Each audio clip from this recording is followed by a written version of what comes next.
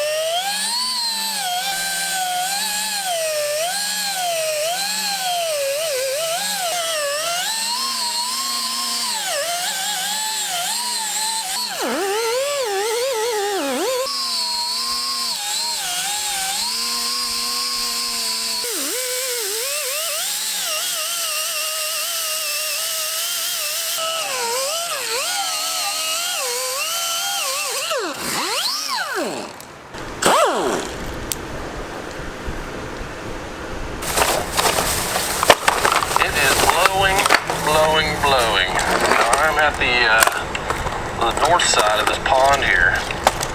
We've got a south wind, so all the big waves are on the other side. It could actually be better on the other side since we got some.